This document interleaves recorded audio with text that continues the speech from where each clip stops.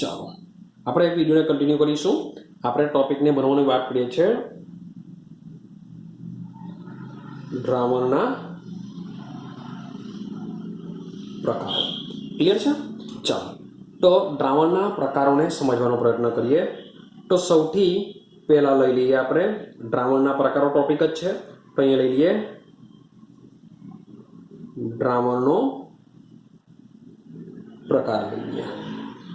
પછી અહીંયા લઈએ છીએ આપણે શરૂઆતમાં લઈએ છીએ દ્રાવક, બાજુમાં લઈએ છીએ દ્રાવ્ય અને એના ઉદાહરણો. ક્લિયર થાય છે? તો દ્રાવણનો પ્રકાર, બીજું લેશું આપણે દ્રાવક, બાજુમાં લેશું આપણે દ્રાવ્ય અને ઉદાહરણો. તો શરૂઆત કરીએ સોલિડથી જ. તો માની જાઓ કે તમારા દ્રાવણનો પ્રકાર છે ઘન. રેડી? તો પહેલા દ્રાવકની આ દ્રાવણનો પ્રકાર તમને ઘન ક્યારે મળે વિચારો. તો દ્રાવણનો પ્રકાર તમને ઘન ત્યારે જ મળે કે દ્રાવક તમારે કઈ અવસ્થામાં હોય? ઘન અવસ્થામાં હોય. ક્લિયર થાય છે? તો દ્રાવક જો ઘન હોય તો 100% દ્રાવણનો પ્રકાર તમને ઘન મળે. તો આવા કેટલા એક્ઝામ્પલ આવી શકે? તો દ્રાવ્યની વાત કરીએ, દ્રાવ્ય ઘન પણ હોઈ શકે, દ્રાવ્ય પ્રવાહી પણ હોઈ શકે, દ્રાવ્ય વાયુ પણ હોઈ શકે. ક્લિયર? તો આ 3 કન્ડિશનની અંદર જે તમારો દ્રાવક છે એ દ્રાવક શું હશે? ઘન હશે એવું માનીએ. તો આ 3 ઘન દ્રાવ્ય હોય, ઘન દ્રાવક હોય તો પણ ઘન દ્રાવણ બનશે. ઘન દ્રાવક હોય, પ્રવાહી દ્રાવ્ય હોય તો પણ ઘન બનશે. વાયુ દ્રાવ્ય હોય, ઘન દ્રાવક હોય તો પણ ઘન બનશે. કેમ? કારણ કે દ્રાવક કઈ અવસ્થામાં છે? ઘન અવસ્થામાં છે. તો પહેલો જ આપણે દ્રાવણનો પ્રકાર જોઈએ, ઘન દ્રાવણો. તો ઘન દ્રાવણોની અંદર તમારો દ્રાવક 100% ઘન અવસ્થામાં હોવો જોઈએ. એટલે વિચારજો કે જે ઘન અવસ્થામાં છે, જે દ્રાવક છે એનો જથ્થો વધારે છે, દ્રાવ્યનો જથ્થો ઓછો છે, અને જે દ્રાવણ બનશે એ પણ કઈ અવસ્થામાં રહેવું જોઈએ? ઘન અવસ્થામાં રહેવું જોઈએ. તો વાત કરીએ ઘન અને ઘન. તો આપણે ચેપ્ટરની શરૂઆતમાં આપણે તાંબુ ભેગું કરીને આવ્યા, પિત્તળ બનાવીને આવ્યા, કોપર વત્તા ઝિંક. તો 2 ધાતુને ભેગા કરીને આવ્યા, એક છે કોપર અને બીજું છે ઝિંક. તો કોપર સોલિડ છે, દ્રાવક તરીકે કોપર, ઝિંક તરીકે દ્રાવ્ય તરીકે ઝિંક લઈ લેવા, એ પણ સોલિડ છે. તો બંનેને ભેગા કરવાથી બનશે પિત્તળ. તો સાનું એક્ઝામ્પલ થઈ ગયું ઘન દ્રાવ્ય, ઘન દ્રાવકનું થઈ ગયું. તેમ છતાં પણ એકદમ સિમ્પલ એક્ઝામ્પલ આપું ભાઈ, આપણું સોનાના ઘરેણા લઈ લો, સોનું લઈ લો. તો સોનાના ઘરેણાની અંદર સોનામાં શું દ્રાવ્ય કરેલું હોય છે? એટલે કે એયુમાં કોપર દ્રાવ્ય કરેલું હોય છે. આઈડિયા આવે છે? એયુમાં શું કરેલું હોય છે? કોપર દ્રાવ્ય કરેલું હોય છે. તો ભાઈ એયુનો જથ્થો બહુ બધો વધારે હોય છે, કોપરનો જથ્થો ઓછો હોય છે. માટે ગોળના ઉદાહરણમાં દ્રાવક તરીકે આવશે એયુ અને દ્રાવ્ય તરીકે આવશે કોપર. ક્લિયર થાય છે? તો જે સોનું છે, સોનું પણ 2 મિશ્ર ધાતુનું બનેલું છે. એક છે એયુ, બીજું છે કોપર. તો એયુનું પ્રમાણ વધારે હોય છે સોનામાં, માટે એ એઝ અ દ્રાવક તરીકે વર્તે છે. કોપરનું પ્રમાણ ઓછું હોય છે, માટે એ દ્રાવ્ય તરીકે વર્તતું હોય છે. તો આવા બી ક્વેશ્ચન હોઈ શકે. પિત્તળ ધાતુની અંદર દ્રાવ્ય કોણ હોય છે, દ્રાવક કોણ હોય છે? ક્લિયર? તો આવા ક્વેશ્ચન બી આવે છે, માટે એ તમારે યાદ રાખવા પડશે. ક્લિયર છે? ચાલો, કોપર અને ઝિંક. હવે ગોળની વાત કરીએ, ગોળમાં આવશે એયુ અને સીયુ. હવે સમજો, માનો કે દ્રાવક ઘન અને દ્રાવ્ય હશે પ્રવાહી. તો એનું એક્ઝામ્પલ શું હશે? તમારે યાદ રાખવાનું છે એને, એટલે કે sodium Hg-, sodium Hg-. Sodium Hg- ને બીજું કહી શકીએ કે સોડિયમ સાથે પારાનું સંલસ. શું કહી શકીએ? સોડિયમ સાથે પારાનું સંલસ. હવે જે સોડિયમ છે એ સોડિયમ ઘન અવસ્થામાં તમને જોવા મળશે, અને જે મર્ક્યુરી છે, હવે તમે કહેશો સર મર્ક્યુરી બી ધાતુ છે, પણ મર્ક્યુરી સામાન્ય તાપમાને પ્રવાહી અવસ્થામાં જોવા મળે છે. તો માટે સોડિયમ સાથે જે પારાનું સંલસ છે એ શાનું એક્ઝામ્પલ છે? ઘન દ્રાવક અને પ્રવાહી દ્રાવ્યનું છે. ક્લિયર થાય છે? ચાલો ત્રીજા એક્ઝામ્પલની વાત કરીએ કે દ્રાવક તરીકે ઘન હોય, દ્રાવ્ય તરીકે વાયુ હોય. શું એક્ઝામ્પલ હોઈ શકે કે ઘન હોય અને કોઈ વાયુ હોય? તો સમજો, તો આના એક્ઝામ્પલમાં યાદ રાખીશું આપણે ધાતુની સપાટી પર વાયુનું અધિશોષણ. શું યાદ રાખીશું આપણે? ધાતુની સપાટી પર વાયુનું અધિશોષણ મીન્સ કોઈ ધાતુ હશે એની સપાટી પર કોણ આવશે? વાયુ આવશે અને એની પર એક લેયર બનાવી દેશે. તો એના એક્ઝામ્પલ તરીકે યાદ રાખીશું પેલેડિયમમાં હાઇડ્રોજનનું દ્રાવણ. પેલેડિયમમાં હાઇડ્રોજનનું દ્રાવણ. હવે પેલેડિયમ શું છે? ધાતુ. હાઇડ્રોજન શું છે? વાયુ. ધાતુ કઈ અવસ્થામાં હોય છે? ઘન અવસ્થામાં હોય છે. તો એ આનું એક્ઝામ્પલ બની જશે. ક્લિયર થાય છે? તો આ જે પહેલો પોઈન્ટ છે ઘનનો પ્રકાર. તો આ જે ઘનનો જે પ્રકાર છે એ પ્રકારમાં તમારે 3 એક્ઝામ્પલ યાદ રાખવાના છે. ક્લિયર થાય છે? ચાલો હવે સેમ આ જ પ્રકારે હવે આપણે આગળની વાત કરીએ. દ્રાવણનો પ્રકાર તરીકે લઈએ પ્રવાહી. જો દ્રાવણનો પ્રકાર તરીકે પ્રવાહી લઈએ, પાછું લખી દઉં છું, દ્રાવક, દ્રાવ્ય, ઉદાહરણ. તો વાત કરીએ પ્રવાહી વિશે. જો પ્રવાહી હોય તો દ્રાવક 100% તમને જોવા મળશે પ્રવાહીની અંદર. પણ દ્રાવ્યની વાત કરીએ, દ્રાવ્ય તમને ઘનમાં પણ જોવા મળી શકે, પ્રવાહીમાં પણ જોવા મળી શકે, સાથે સાથે વાયુમાં પણ જોવા મળી શકે. પણ દ્રાવણનો પ્રકાર છે પ્રવાહી, તો 100% તમારો જે દ્રાવક છે એ તમને શામાં જોવા મળશે? પ્રવાહીમાં જ જોવા મળશે. ક્લિયર? તો આ જે ટોપિક છે ને એ ટોપિકના જે એક્ઝામ્પલ છે ખૂબ જ ઇઝી પડશે. તમે થોડુંક વિચારો તો મીન્સ કે તમારું જે દ્રાવણ છે દ્રાવણ પ્રવાહી અવસ્થામાં બનવું જોઈએ. ક્લિયર? તો પહેલું એક્ઝામ્પલ જોઈએ, એમાં ઘન નાખવાનું. તો વિચારો, પાણીમાં તમે ખાંડ નાખો, પાણીમાં તમે ગ્લુકોઝ નાખો, પાણીમાં તમે મીઠું નાખો, તો એ બધા જ એક્ઝામ્પલ આના સેટ થશે. ક્લિયર થાય છે? તો અહીંયા આપણે લખી શકીએ કે પાણીમાં મીઠાનું દ્રાવણ. તો મીન્સ કે મીઠાના દ્રાવણની જગ્યાએ તમે ગ્લુકોઝનું દ્રાવણ પણ લખી શકો, તમે સુક્રોઝનું વોટ એવર મીન્સ કે જે પણ પાણીમાં દ્રાવ્ય હોય તેના વિશે તમે લખી શકો છો. તો પાણીમાં મીઠાનું દ્રાવણ તમે લખી શકો છો. ક્લિયર છે? પાણીમાં તમે ખાંડનું દ્રાવણ લખી શકો છો, પાણીમાં તમે ગ્લુકોઝનું દ્રાવણ લખી શકો છો. જેમાં પાણી હોય છે દ્રાવક, મીઠું હોય છે દ્રાવ્ય. ક્લિયર થાય છે? ચાલો હવે વાત કરીએ પ્રવાહીનો શું કન્સેપ્ટ છે? તો ભાઈ મેં તમને આલ્કોહોલ વત્તા પાણીનું એક્ઝામ્પલ ઓલરેડી આપેલું જ છે. તો અહીંયા પણ સેમ લેશું. પાણીમાં દ્રાવ્ય કરેલું ઇથેનોલ લઈ લઈએ આપણે, અથવા આલ્કોહોલ બી લખી શકો કે પાણીમાં દ્રાવ્ય કરેલો આલ્કોહોલ અથવા પાણીમાં દ્રાવ્ય કરેલો ઇથેનોલ. તો પાણી બી પ્રવાહી, આલ્કોહોલ બી પ્રવાહી, ઇથેનોલ બી પ્રવાહી અવસ્થામાં તમને જોવા મળશે. તો એ આ પ્રકારે બની જશે. મીન્સ કે સિમ્પલ છે. હવે પ્રવાહી વાયુની વાત કરીએ. માન લો કે પ્રવાહી તરીકે પાણી લઈ લઉં, તો પાણીમાં O2 અથવા તો CO2 બેમાંથી કોઈ બી એક વાયુ યાદ રાખો ભાઈ. તો પાણીમાં O2 વાયુનું મિશ્રણ, આ બેમાંથી કોઈ બી એક વાયુ લઈ લેજો, દ્રાવણ લખી દઈએ આપણે અહીંયા. તો પાણીમાં O2 નું દ્રાવણ, પાણીમાં CO2 નું દ્રાવણ મીન્સ કે પાણીમાં ભાઈ O2 દ્રાવ્ય થવાનો છે થોડો ઘણો, પાણીમાં CO2 દ્રાવ્ય થવાનો છે. તો ભાઈ એમાં જે પાણી છે એ દ્રાવક તરીકે વર્તશે અને જે O2 છે CO2 છે વાયુ તરીકે વર્તે. તો જે આનું એક્ઝામ્પલ થઈ જશે. મીન્સ કે જે પ્રવાહી દ્રાવણના જે પ્રકાર છે એ પ્રવાહી દ્રાવણના પ્રકારના જે એક્ઝામ્પલ છે તમને ખૂબ જ સિમ્પલ પડશે. થોડુંક લોજિક લગાડજો, તમને આઈડિયા આવી જશે. એમાં કોઈ ગોખાગોખ કરવાની જરૂર નથી. ક્લિયર છે? ચાલો હવે મજાનું યાદ રાખવાનું છે વાયુમય દ્રાવણ. હવે વાયુમય દ્રાવણની વાત કરીએ તો માની લો કે હું અહીંયા લખી દઉં છું દ્રાવક, હું અહીંયા લખી દઉં છું દ્રાવ્ય, અહીંયા લખી દઉં છું ઉદાહરણ. રેડી? હવે સમજો, मान लो કે મારી પાસે વાયુમય શું છે દ્રાવણ છે. હવે વાયુમય દ્રાવણ હોય તો 100%ની વાત છે જે દ્રાવક હશે દ્રાવક કઈ અવસ્થામાં હશે વાયુ અવસ્થામાં હશે.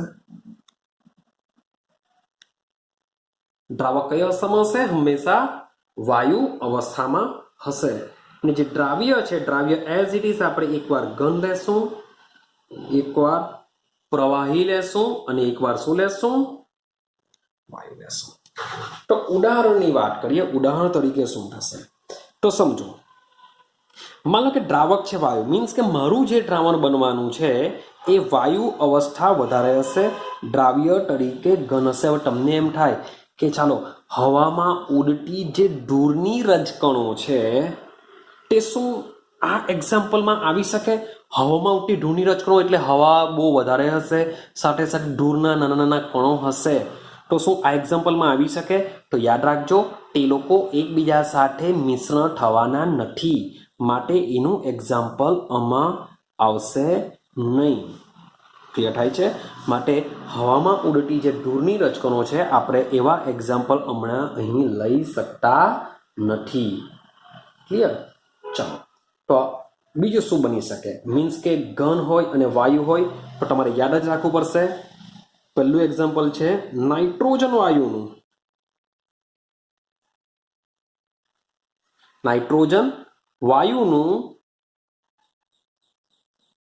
કપૂરમાં મિશ્રણ કે જે નાઇટ્રોજન વાયુ છે એ એઝ અ દ્રાવક તરીકે વર્તશે અને જે કપૂર છે કપૂર એ સોલિડ તરીકે વર્તે છે. માટે બંનેને જો ભેગા કરવામાં આવશે તો બંનેનું જે મિશ્રણ છે એ મિશ્રણ એઝ અ વાયુ તરીકે અસ્તિત્વ ધરાવે છે.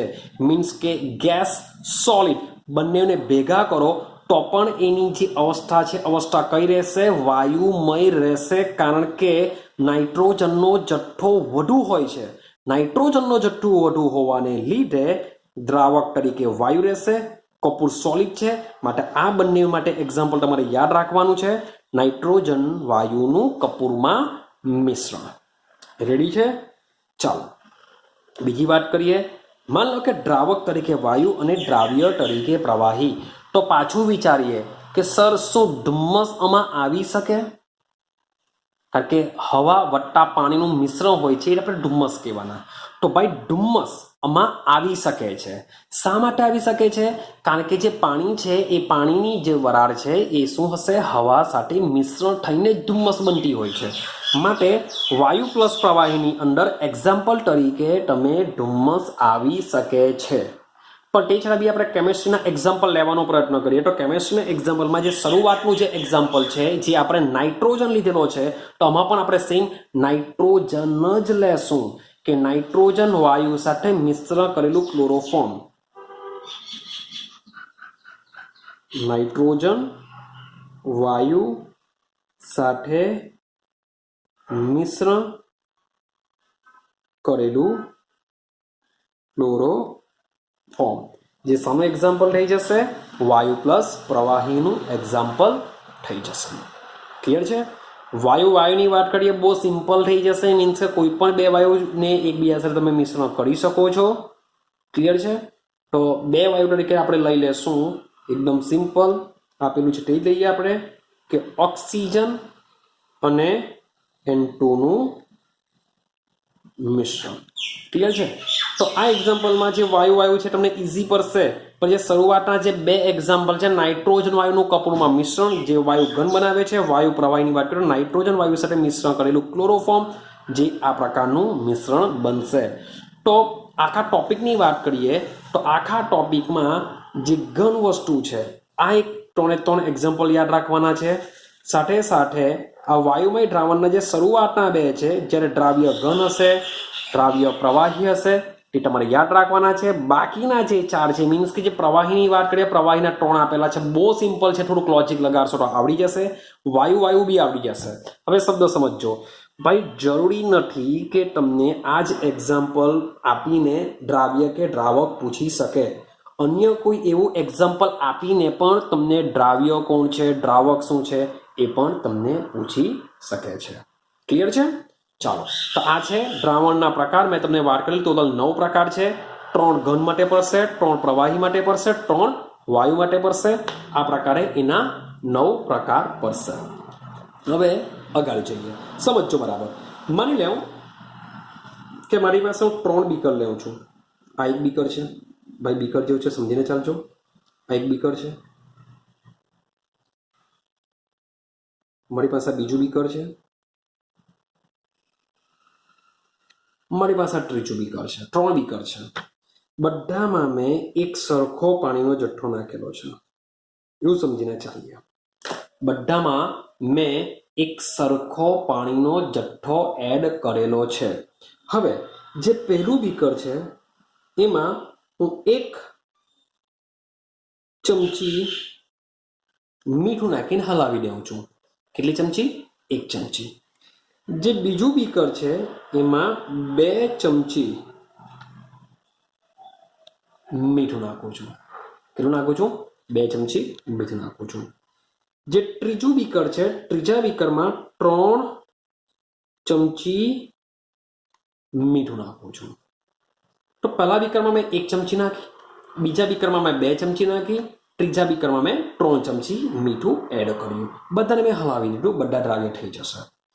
હવે આનો જ્યારે ટેસ્ટ કરવામાં આવશે તમને કેવું લાગશે? આ ભાઈ ખારું લાગશે, કારણ કે મીઠાનું દ્રાવણ છે. પણ આ બીકર કે જેમાં આપણે 2 ચમચી મીઠું એડ કરેલું છે, તો પહેલા બીકરની કમ્પેરિઝનમાં જે બીજું બીકર છે એ તમને કેવું લાગશે? વધુ ખારું લાગશે, હા કે ના? હવે ત્રીજા બીકરની વાત કરીએ. ત્રીજા બીકરમાં આપણે 3 ચમચી એડ કરેલી છે. હવે 3 ચમચી જો એડ કરીએ તો આ જે બીકરનું જે ખારાશપણું છે એ ખૂબ જ વધુ ખારું લાગશે. ક્લિયર? તો સમજો કે મેં 3 બીકરમાં H2O નો જથ્થો કેવો રાખેલો? સમાન રાખેલો. H2O એટલે કે દ્રાવક કેવો હશે એવું સમજીને ચાલો. દ્રાવક કેવો હતો? સમાન જથ્થામાં હતો. દ્રાવક સમાન જથ્થામાં હતો. પણ જે દ્રાવ્ય તરીકે લીધું હતું મીઠું, એ કેવું છે? જુદી જુદી માત્રામાં છે. તો જુદી જુદી માત્રામાં જો હોય તો એના દ્વારા જે બનતું દ્રાવણ છે એ ટોને ટોન કેવા છે? ના ગુણધર્મમાં અલગ અલગ છે. ટોને ટોનની જે ખારાશપણું છે એ ટોને ટોન કેવી છે? અલગ અલગ છે. પહેલું બીકર ખારું છે, બીજા બીકરમાં ભાઈ વધુ ખારું લાગશે, ત્રીજું બીકર ખૂબ જ વધુ ખારું લાગશે. બીકોઝ ઓફ જે દ્રાવ્યનો જથ્થો છે, દ્રાવ્યનો જથ્થો કેવો છે? ટોને ટોન બીકરમાં અલગ અલગ છે. તો એનો મતલબ એમ થાય કે દ્રાવણ બનાવતી વખતે દ્રાવ્ય અને દ્રાવક બંનેના પ્રમાણ પણ ખૂબ જ અગત્યતા ધરાવે છે. આઈડિયા આવે છે? મીન્સ કે જે બંનેના પ્રમાણ છે, એટલે કે જે બંનેના પ્રમાણ છે મીન્સ કે દ્રાવ્ય અને દ્રાવકનો જે જથ્થો આપણે એકબીજામાં ભેગા કરીએ છીએ એ બંનેના પ્રમાણ કેવા? એ ખૂબ જ ઇમ્પોર્ટન્ટ ધરાવશે. ક્લિયર? તો આના પરથી આપણે એક નવા ટોપિકની શરૂઆત કરીએ. કારણ કે દ્રાવ્ય અને દ્રાવક બંને એક જુદા જુદા પ્રમાણમાં આપણે ભેગા કરતા હોઈએ ત્યારે એ ટોપિક આપણો બનશે દ્રાવણની સાંદ્રતા. તો 3 બીકરની વાત કરીએ. 3 બીકરમાં પાણીનો જથ્થો સરખો છે, પરંતુ જે મીઠું એડ કરેલું છે એ મીઠું કેવું છે? અલગ અલગ જથ્થામાં છે, અલગ અલગ માત્રામાં છે. માટે આ 3 બીકરની અંદર જે મીઠું છે એ મીઠા દ્વારા દ્રાવણની સાંદ્રતા અલગ અલગ પડે છે. ક્લિયર થાય છે? તો માટે હવે આપણે સમજવાનો પ્રયત્ન કરીએ દ્રાવણની સાંદ્રતા. ચાલો સમજો. તો ટોપિકની વાત કરીએ. ટોપિકનું નામ છે દ્રાવણની સાંદ્રતા વિશે. તો દ્રાવણની સાંદ્રતા શું છે? ચાલો. તો મેં તમને હમણાં જ વાત કરી દ્રાવણની સાંદ્રતા આપણે કેવી રીતે ડિસાઈડ કરી શકીશું? તો દ્રાવણની સાંદ્રતા એ દ્રાવણના ઘટકો ઉપર આધાર રાખે છે કે દ્રાવણ બનાવતી વખતે આપણે જે ઘટકો છે એ ઘટકો કેટલા પ્રમાણમાં લીધેલા છે તેના ઉપર દ્રાવણની સાંદ્રતા આધાર રાખે છે. તો સાંદ્રતાની વાત કરું છું સાંદ્રતા. તો સાંદ્રતાને બે પ્રકારે આપણે માપી શકીએ છીએ. સાંદ્રતાને બે પ્રકારે આપણે માપી શકીએ છીએ. એક છે ગુણાત્મક અને બીજું છે જથ્થાત્મક. તો જે દ્રાવણની જે સાંદ્રતા છે એના માપન માટે, તો દ્રાવણની સાંદ્રતાના માપન માટે બે પ્રોસેસ આપણે ઉપયોગમાં લેશું. એક છે ગુણાત્મક અને બીજું છે જથ્થાત્મક. તો શરૂઆત આપણે કરીએ ગુણાત્મક. તો ગુણાત્મક પરથી કેવી રીતના સાંદ્રતા નક્કી કરી શકાય ટોપિક છે ગુણાત્મક. તો એકદમ સીધી સિમ્પલ ભાષામાં તમને વાત કરા કે ગુણાત્મક પરથી કેવી રીતના દ્રાવણની સાંદ્રતા નક્કી કરી શકાય. ગુણાત્મક. ચાલો તો ગુણાત્મકની વાત કરીએ. એ ખાલી ગુણ દર્શાવશે એવું વિચારો. ગુણાત્મક એનો મતલબ શું થાય? ગુણ દર્શાવશે. માન લો કે મારી પાસે, મેં તમને પાછું રિપીટેશન કરું, મારી પાસે ગ્લાસ છે, એમાં મેં શું કરેલું છે? પાણી ભરેલું છે. મારી પાસે ગ્લાસ છે, એમાં મેં શું કરેલું છે? પાણી ભરેલું છે. રેડી? બંનેમાં એક સરખો જથ્થો પાણીનું છે. આમાં હું શું કરું છું? દ્રાવ્ય તરીકે 1 ચમચી NaCl નાખું છું. આમાં હું દ્રાવ્ય તરીકે 5 ચમચી NaCl નાખું છું. આમાં દ્રાવ્ય તરીકે 1 ચમચી NaCl નાખું છું, પેલામાં 5 ચમચી હું NaCl તરીકે નાખવાનું કહું છું. તો વિચારો, તો આનો ગુણ કેવો હશે? આનો ગુણ કેવો હશે? ખારો હશે. આનો ગુણ કેવો હશે? વધુ ખારો હશે. ક્લિયર? તો ગુણાત્મકમાં આપણે એવું વિચારીશું, જો દ્રાવ્ય ઓછો હોય, ભાઈ દ્રાવક તો બંનેમાં સેમ છે, દ્રાવકનો જથ્થો બંનેમાં એક સરખો છે.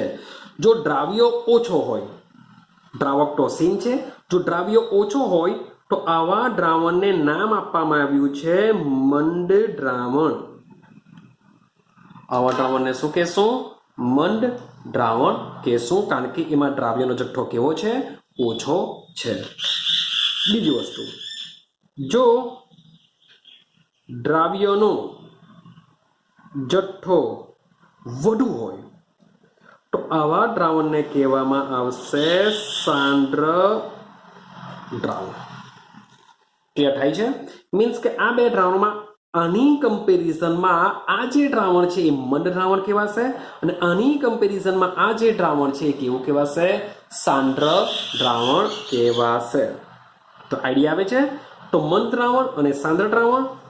તો ગુણાત્મક રીતે સાંદ્રતાની માપન માટે આપણે મંદ દ્રાવણ અને સાંદ્ર દ્રાવણ આ બે કન્સેપ્ટનો ઉપયોગ કરીએ છીએ. ક્લિયર? પણ આ બે સિસ્ટમો દ્વારા આપણે ઘણા પ્રકારના ગૂંચવાડા ઊભા કરશે.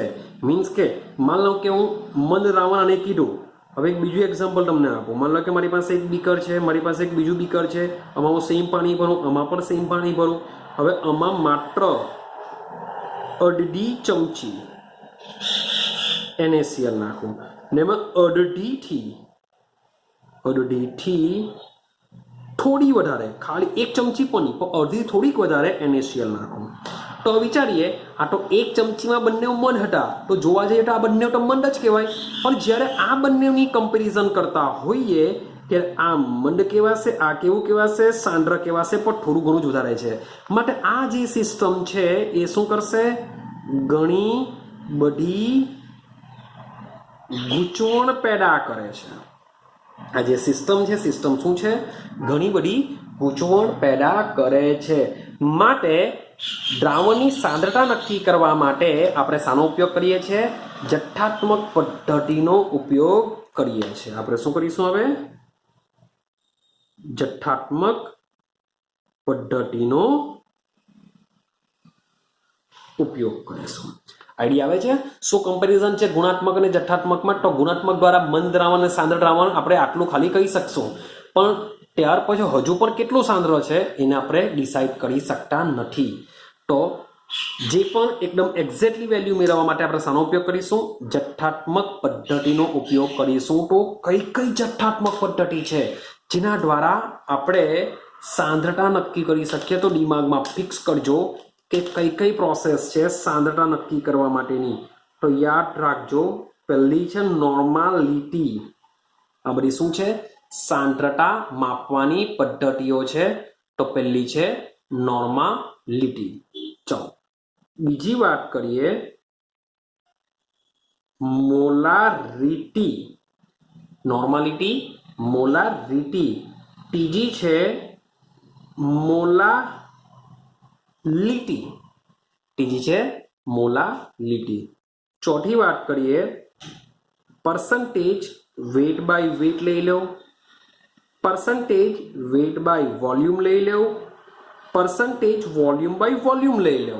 આ બધી આટલી શું છે? સાંદ્રતા માપવાની પદ્ધતિ છે. આગળ જઈએ, મોલ અંશ લઈ લો. તો મોલ અંશ દ્વારા બી શું થશે? દ્રાવણની સાંદ્રતા નક્કી કરી શકીએ છીએ. ત્યાર પછી વાત કરીએ પીપીએમ, પાર્ટ્સ પર મિલિયન, ફોર્માલિટી. ત્યાર પછી શું છે? ફોર્માલિટી. તો આ જે પ્રોસેસ છે, તો આ પદ્ધતિઓ દ્વારા આપણે દ્રાવણની સાંદ્રતા નક્કી કરી શકીએ છીએ. તો જુદા જુદા સાંદ્ર દ્રાવણો બનાવવા માટે આ પ્રકારની પ્રોસેસનો ઉપયોગ થાય છે, જેના માટે આપણે હવે પછી આપણે આનો અભ્યાસ કરીશું કે કઈ પ્રોસેસ ક્યારે કામ કરશે, કેવી રીતના કામ કરશે, એની ઇન્ફોર્મેશન આપણે મેળવવાનો પ્રયત્ન કરીશું, જેમાંથી થોડી ઘણી ઇન્ફોર્મેશન તમને 11 સાયન્સમાં મળી જ છે. ક્લિયર છે? તો એ પણ તમારે યાદ રાખવાની છે, અને સાથે સાથે આ વખતમાં જે ચાલવાની છે તેને પણ તમારે શું કરવાનું છે? યાદ રાખવાનું છે. તો આ ટોપિકની અંદર જે સાંદ્રતાવાળો ટોપિક છે, હવે પછીની આ જે બધી પ્રોસેસો છે એ પ્રોસેસનો અભ્યાસ આપણે કરવાનો છે કે યોગ્ય સાંદ્રતા ધરાવતા દ્રાવણો આપણે કેવી રીતના બનાવી શકીએ છીએ, જેનો અભ્યાસ આપણે નેક્સ્ટ વિડીયોમાં કરીશું. તો આજનો આ પહેલા દિવસનો વિડીયો છે દ્રાવણ વિશે, જે ખૂબ જ બેઝિક ઇન્ફોર્મેશન આપે છે, જે ખૂબ જ ઇમ્પોર્ટન્ટ છે, કારણ કે શરૂઆત સારી તો અંત સારો. માટે ચેપ્ટરમાં જેટલો ઇન્ટરેસ્ટ લેશો એટલી જ તમને આગળના ટોપિકમાં મજા આવશે. માટે દ્રાવણ કેવી રીતના બને છે, કેટલા પ્રકાર છે, એના એક્ઝામ્પલ શું છે, દ્રાવણની સાંદ્રતા શું છે, એ બધા કન્સેપ્ટ ક્લિયર હોય તો જ તમને આગળના ચેપ્ટરમાં ખૂબ જ ઉપયોગી નીવડશે અને મજા આવશે ભણવાની. તો માટે આ જે પહેલો વિડીયો છે એને બરાબર સમજવાનો પ્રયત્ન કરજો આજના દિવસનો, અને બરાબર સ્ટડી કરજો. કાલે મળીશું. કાલે આપણે શરૂઆત કરીશું જુદી જુદી સાંદ્રતા વિશે ભણવાનો, કારણ કે એના પરથી ગુજકેટ, JEE નીટમાં થોડાક નાના એકદમ સીધા સિમ્પલ દાખલા તમને આવી શકે. ગુજકેટમાં પણ આ પ્રકારના નાના દાખલા આવી શકે છે.